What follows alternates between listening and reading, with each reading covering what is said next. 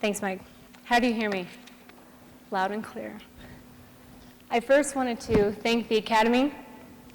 I'm kidding, I've just always wanted to say that phrase. I wanted to thank the Air Force Academy for having me today. I tend to walk around, so I'm gonna walk around. And I wanted to first thank the senior leadership for continuing to host this event year after year. And I hope this goes on as long as the Air Force Academy is in existence. I also want to thank the staff and cadets who support and are volunteering this event. I'm Dyan, and it's a privilege to be here today with you, with some of my former classmates, with cadets, with people traveling from all over. It is an honor to have this time with you today.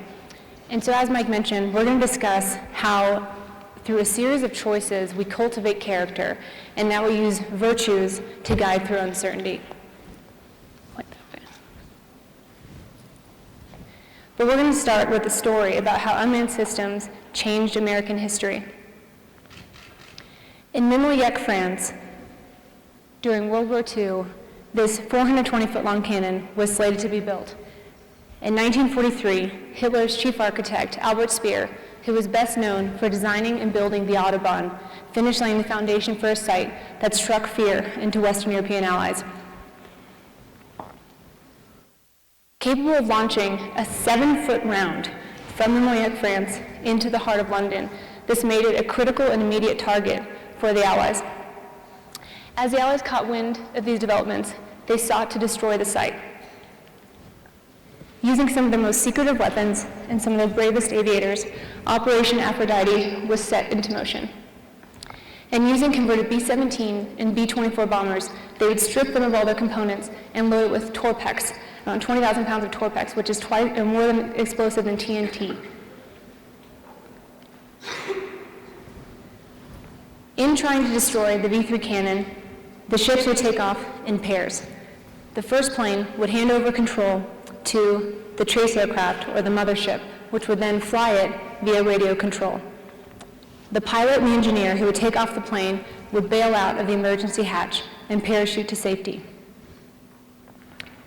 There were many incidences in this project, and on the V-3 mission to Mimilliec, shortly after takeoff, they handed over control to the mothership, and they radioed the code word "spade flush" to relay that everything checked out well. About a minute after that radio call, the 21,170 pounds of Torpex on board exploded midair, killing the pilot and engineer immediately. This particular mission had a significant impact on the United States for another reason. The pilot of the doomed B-24 was young Navy Lieutenant Joseph P. Kennedy, Jr. I get chills every time I tell this story. As the oldest Kennedy son, he was expected to do great things in politics, and those political aspirations were thrust onto his younger brother, who we all know became 35th President of the United States.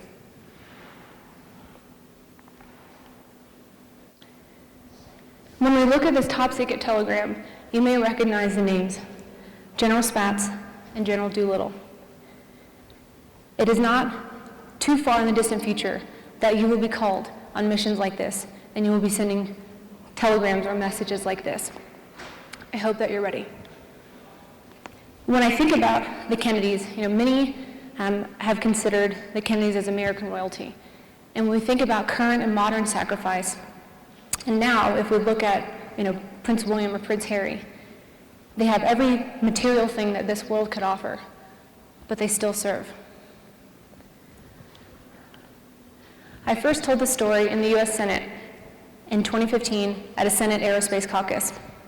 I thought it was fitting given we were talking about American innovation and where we're going with unmanned systems, and I wanted to discuss ethics as well. I was there with the FAA and Amazon, and Trumbull, a little bit different than the other two.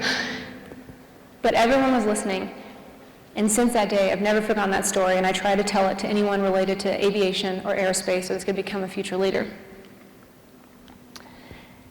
Some of you may recognize me as the faceless saber salute around the Air Force Academy.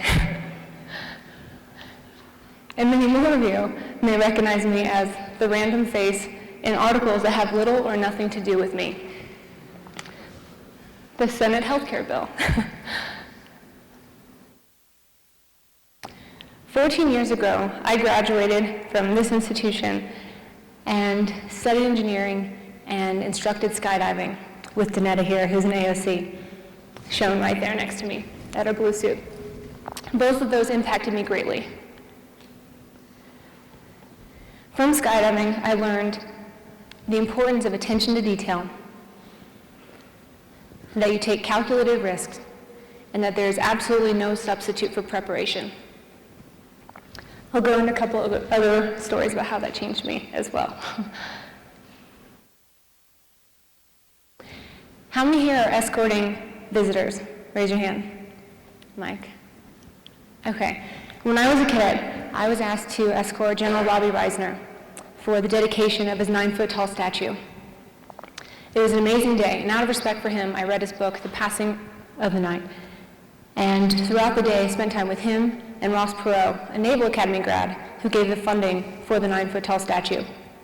I encourage you to read that book if you haven't. It was about his 7 years as a prisoner of war, and that book impacted me. And it was so fun to see all the gentlemen hanging around, and we were in A Hall in the back room, and they were talking and reminiscing about their memories as if they happened yesterday. And they kept referring to General Fogelman, who was a former chief of staff, as Fogey, who as a cadet I could not refer to as Fogey.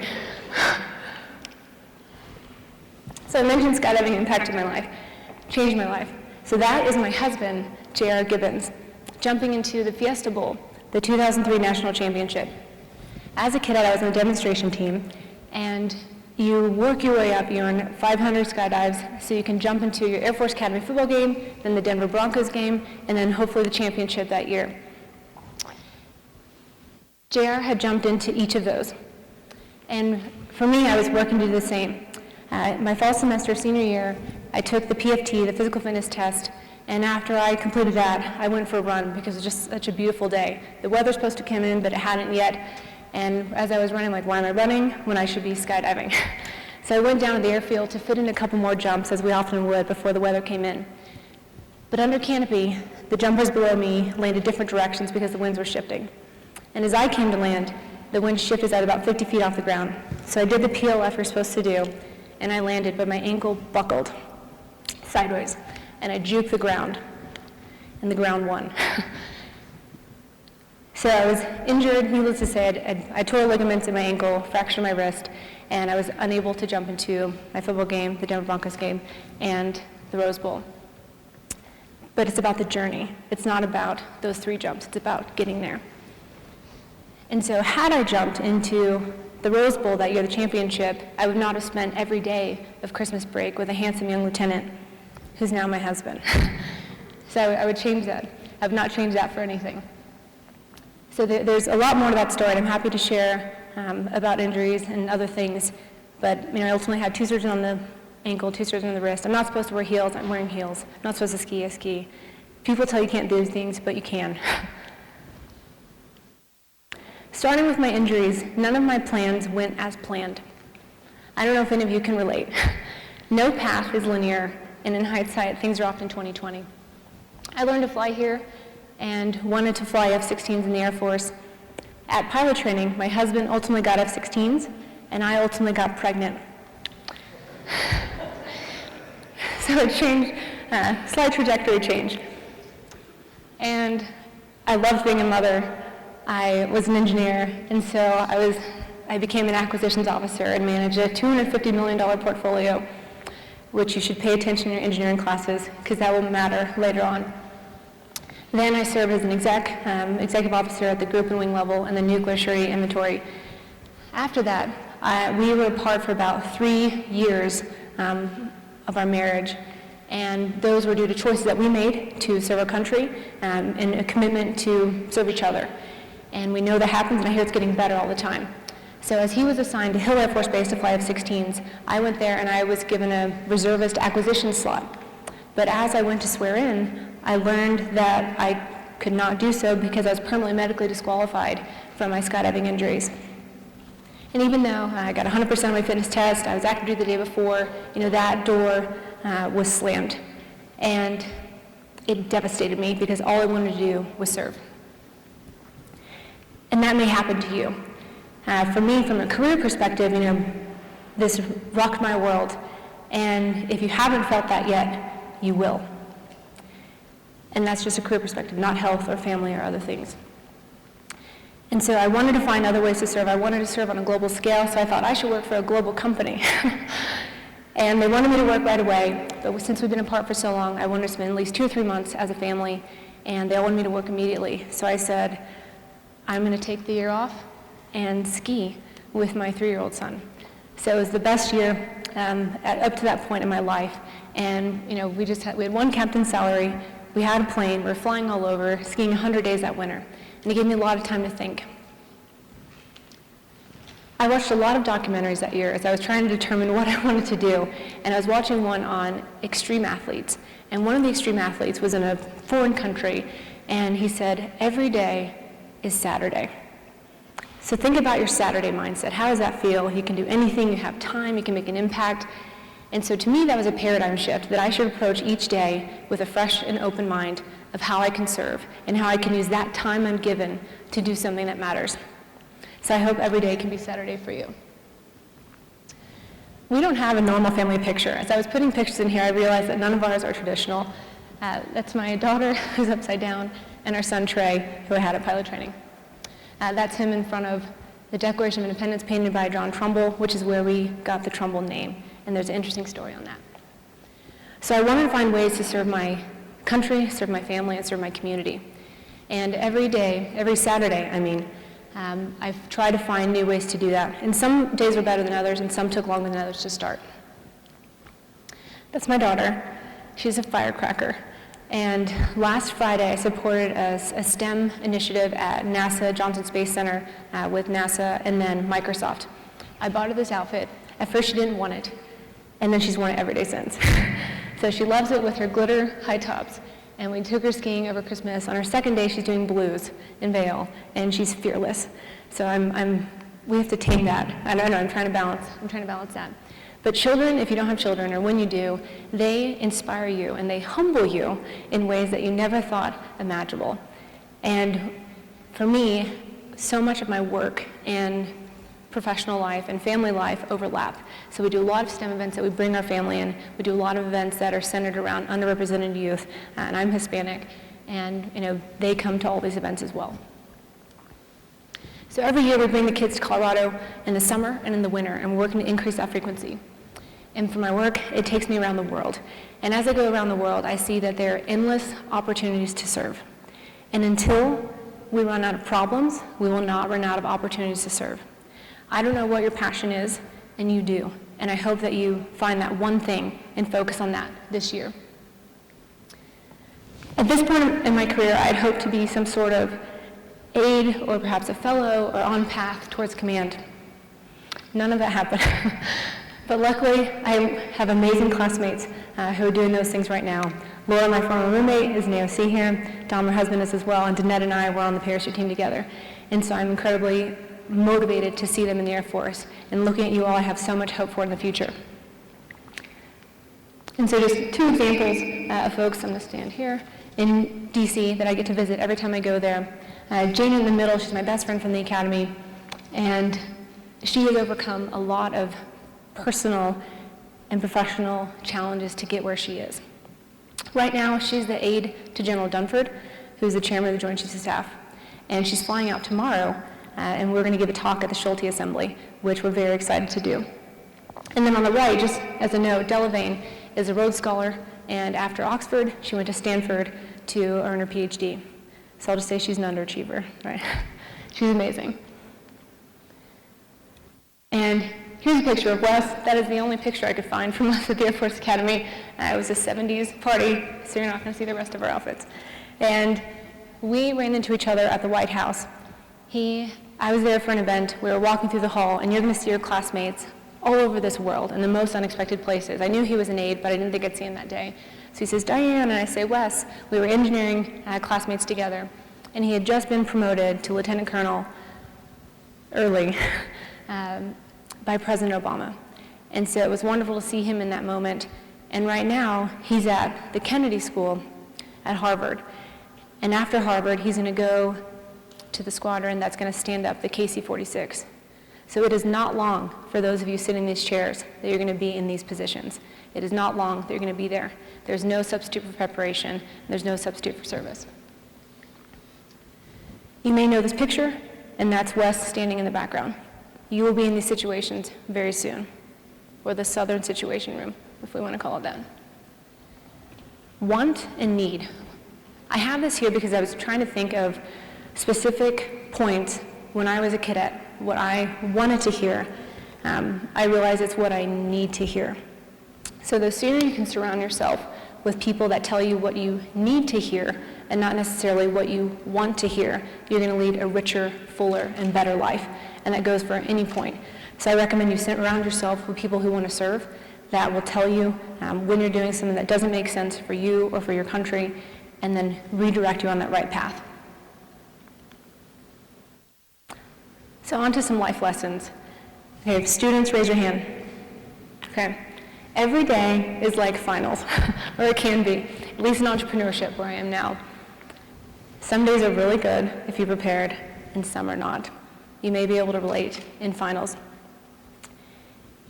As I mentioned, there's no substitute for preparation, and the highs can be high and the lows can be low. But you get out what you put in. I have this picture from the American Leadership and Emerging Technology from the White House roundtable, because as we were walking, or for two reasons, as we were walking from the Eisenhower Executive Office building, which is next to the White House, to the White House for the roundtable, the U.S. Deputy CTO approached me and said, "Dyan, can you give the overview for the UAS, Unmanned Aircraft System session?" There were 3 sessions that morning. One was 5G IoT, so CEOs from AT&T, Verizon, Sprint, T-Mobile, GE were there, venture capital, and then UAS, which was my portion. He asked me to do that as we were about to walk over. So I think it was helpful undergoing some sort of service academy or RTC program to be able to take this disparate information and then present in a coherent manner to the hundreds of people watching on C-SPAN. I'm kidding, it's probably thousands. We'll see. And so you see a pencil in my hand because I was writing my notes of what I was going to say there. But as I was asked to discuss the summary and overview, I could have used that chance and opportunity to promote my company, but it wasn't about that. It was promoting U.S. innovation. It was about promoting the ecosystem, and it was about promoting and supporting pilot projects, which I hope, in discussing with NASA and the FAA prior to and after, that is hopefully one of the things that led to the Department of Transportation UAS integrated pilot program.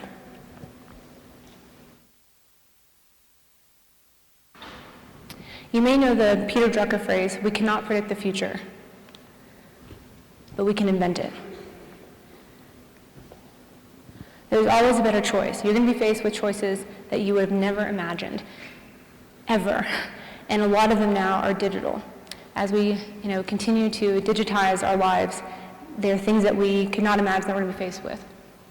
And so if you don't see the better choice, create it. You can create that choice. You have that power to create that choice. I really want to say how integrity is more important than popularity. And I want you to just think about that for a minute.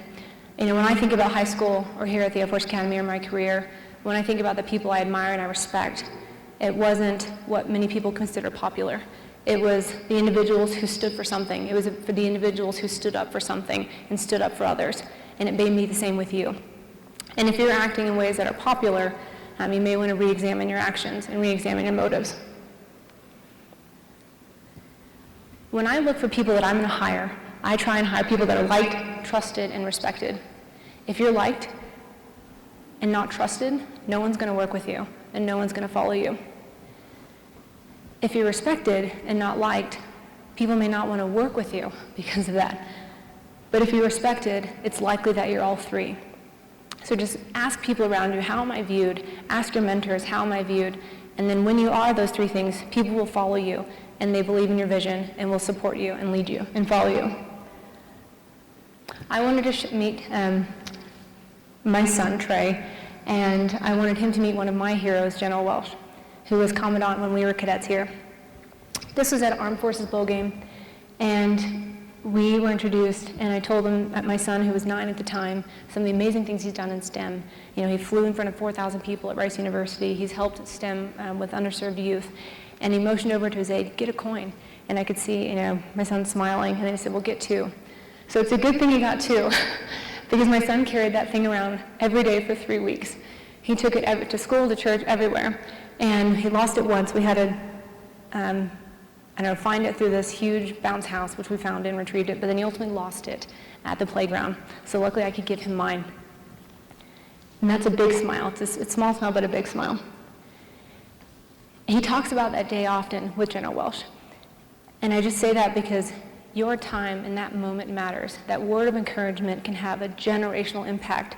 So take that time to give a word of encouragement. Take that time to serve. And this year for Christmas, and with the help of a Lockheed Martin employee, we got him the game ball. And so he is overjoyed, and that was his favorite Christmas present this year. So part of the focus of my talks, I want you to be thinking about how we move from self-centered to self-giving. How we move from selfish to selfless actions. And one of the ways to do that is when we compare what we ought to do and what we want to do. And as we mature, and as we move from selfish to selfless, what we ought to do and what we want to do overlap and become the same things. So just think about that when you're deciding what you're going to do, when you're having your thoughts, when you're having your actions. And when you want to pick something that you want to serve, I'm not sure what that is for you. For me, it's supporting veterans, women in tech, and STEM for underserved youth. But people will underestimate you. Let them. Let them underestimate you and prove them wrong. Let them say you're not going to have an impact and show them that you will. You will be underestimated because of your age. You'll be underestimated because of your gender or any other category. Let them underestimate you. Or don't waste your time with them. Intentional altruism. I'm mentioning this, and I'm also calling this focused altruism, because we all have a lot of good things that we want to do, but we have to narrow that down, and we have to focus that on a few things. There are many, many things that we're all good at, but what are the things we're great at? Focus on those things, and you'll have a bigger impact. So I wanted to ask, who has their phone right now? Raise your hand. Everyone, right? Okay. Get out your phone. I want you to get out your phone because you're going to send a text to yourself. I want you to think about the one thing that you want to impact. What is your passion? What is that, as many call calling, that will not go away, that feeling that your heart is about to jump out of your chest because you want to change that thing or you want to serve in that way. So think of that one thing and text it to yourself. So whatever that one thing is, text it to yourself. And then in that one word, if you're not doing it, I hope you are, go to your calendar a month from today or a few weeks from today and write that one word. So you're texting yourself the one thing you want to do, the one change you want to see, and a month from now, a reminder of that one word. Okay, you thought you were done, but now you need to text that one word to someone who will hold you accountable. Whether that's a parent, a friend, a mentor, text that one word to that friend, and you can send another text. I'll explain it later. And I hope you also spend more time with that person. And I don't know about you, for me, there's not much worse, I'll go to the next slide, of the feeling of inaction. Inaction is a choice. And how many of you can relate to the feeling of seeing someone in need and not helping them? It's the worst. Whether it's someone on the street or someone across the world. When you see that need and you don't meet it, it is a gut-wrenching feeling, and is that feeling for a reason. So I want you to think about that one thing and decide to do it. I also want you to think of the impact of inaction if you don't do that thing. And I want you to share that with your friend. I shared mine with Laura yesterday when we were talking about this. So inaction is a choice. Fear is also a choice. How many of you have not done something out of fear? My hand is raised. So which is worse, the fear of failing helping people? No. Or the fear of inaction? Just think about that as you're moving forward. I have this picture because I've been to DC a lot more times in this past few years than I ever thought I would. every time I'm there, I try and focus and mention and share my passions, which I mentioned are supporting veterans, supporting women in tech, and supporting STEM for underrepresented youth. Those are very important to me. And in 2009, as I was there doing the transition from old school to new ABUs, we started this group called Women Officers Mentoring Network. And working with my roommate, Laura, we started the Schulte Assembly here, which we're really excited about, uniting women to integrate and lead. It's all about integration. And so this was one of the catalysts that helped us start together, which we're really excited about, and we have a talk tomorrow at lunch. So I'm just sharing a few of the things that I've done that some took me longer than others to start. Another regarding STEM is called Drone Camp, sort of modeled after Space Camp, but not as cool. Drone Camp, this is our 4th year that we've had it. And some of you may think, I have a big idea, but I don't have the money to support it. Or I have a big idea, but I don't have the time to support it. You have time for what you make time for. You have time for what you make time for.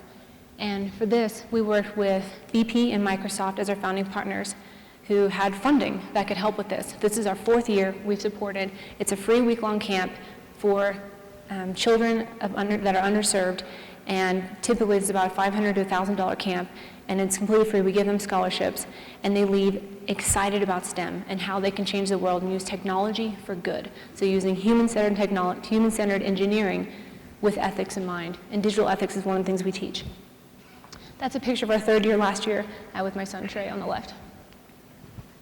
Service First is another initiative we started this past year. Service First is taking the concept of drone camp and applying it to children in military families. How many parents were in the military? That's amazing. My father served in the FAA, but we moved around a bit as well. So 6 times, not as much as military, but I know what it's like to move, and I know what it feels like to move between states and different curricula. So this is to ensure that people do not fall behind and that they stay motivated in this capacity. I don't know what your calling is, but I encourage you to start. In 2016 and 2017, we wrote a 12-week curriculum for Intel, focused on underserved youth, typically students that do not have GEDs or the opportunities that you in this room will have. We're working to equip them with skills to find entry-level jobs and retool them in apprenticeships to find jobs in the United States and around the world. This is a global innovation program, and we wrote the curriculum for it, and we're happy to partner with them in this capacity. If you can't tell, STEM's a passion. This past November, I flew a drone at a demo and demonstration with BP's Chief Diversity Officer, Ray Dempsey. This is at the Women's Leadership Conference in Energy, Women's Global Leadership Conference in Energy in Houston. And we flew that because we wanted to see people, and wanted people to see the technology and that it can be better, faster, and safer than putting humans in harm's way. It can reduce personnel exposure. And we also held impromptu STEM sessions with local high schools that were all girls as well. A mentor once told me that principles are expensive. They will cost you. They may cost you a promotion, they may cost you a contract or a deal, or perhaps they may cost you your life. But values and principles are priceless, and they are the only thing we take with us when we take our last breath. Digital ethics. Mike mentioned digital ethics, and as this world continues to be digitized, we, as I mentioned, are going to be faced with challenges that none of us can imagine. You all will be faced with those challenges, and I encourage you that as you encounter those, to have digital ethics in mind. Mike mentioned the article in the Harvard Business Review. I did not choose the title, and we co-edited a little bit. It was a fun process to work with them. And so in this article, I wanted to present not only an issue, but a solution as well. So I encourage you, when you find a problem, bring a solution as well. When you critique something, make it constructive. That is how we can improve things, and that's how we can have dialogues. And if we're not having conversations with people, we're not going to make a change or make an impact. Engineering ethics. Raise your hand if you're an engineering major. A lot of people. Okay, so whether you're designing an anti-missile system, a counter-UAS system, directed energy system, anything related to cyber, I hope you have ethics in mind.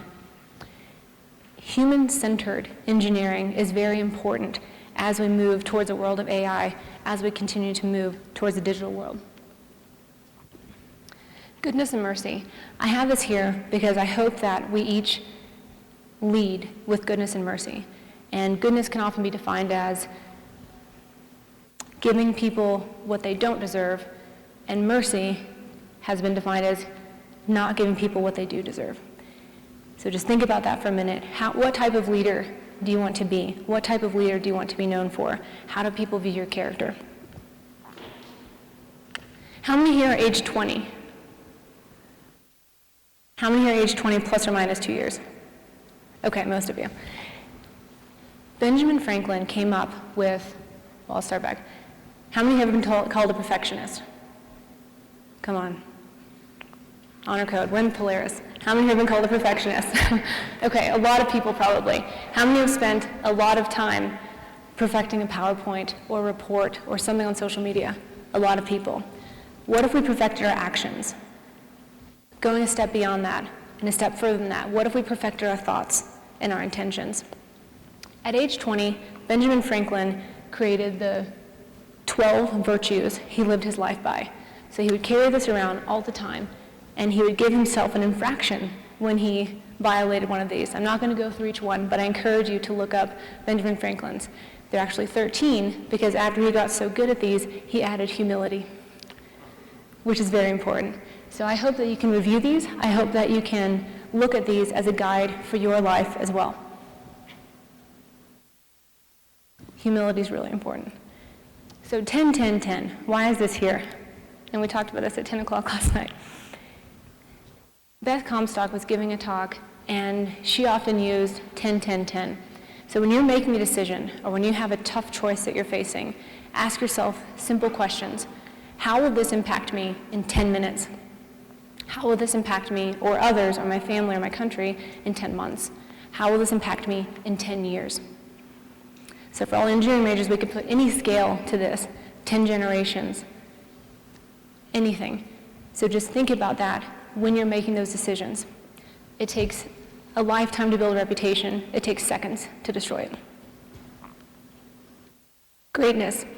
I am standing among greatness. I mentioned Robbie Reisner. I mentioned some of my classmates that are here, and I'm so inspired by seeing you all. You could be taking a nap, but you're here. And so you're here for the right reasons. Many of you know Captain Lance P. Saijon and Lieutenant Rosalind Schulte. They were cadets, like you. Lance played football and was on the parachute team. Rosalind served as a group commander and captain of the lacrosse team. They were cadets. And now they're legends. We honor their character and we honor their integrity in buildings and awards and clubs, and we will continue to do so. We respect their principles and how we know principles are expensive, and they gave the ultimate sacrifice. Service is sacrifice. And you will be faced with these choices in the not too distant future. Celebrating character. We talked about cultivating character, and we talked about celebrating character. That's where the true joys come from. To be candid, I don't feel qualified to be here speaking to you on this topic. I've made a lot of mistakes, too many to count, and from those, I've decided to dedicate the rest of my life to service. We may not serve in the intended way that we wanted, but there are endless ways to serve, and there are endless ways to continue to make impacts. You have the power. You may not believe it, but just think that when you don't believe you have the power, or that you don't believe in yourself, just know that I do. I believe in you. You have the power, you just have to walk into it. You have the power, you just have to walk into it. What is your Operation Aphrodite? I want to leave you with that thought. What will you be faced with? Will you be prepared? And how will you react? Thank you for your time. I appreciate it.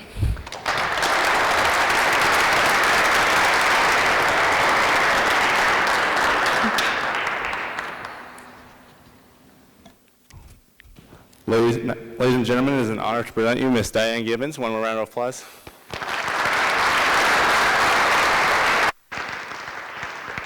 Ms. Gibbons, thank you for your message. I'm sure we can all relate, and thank you for all the lessons. This is very awesome. At this time, I would like to open the floor for questions. I will announce the last question as we approach 2 minutes remaining in the session. If there are questions that will benefit the group, I'm happy to answer those, and if there are more personal questions, I'm happy to stay around after or talk on the way to lunch as well.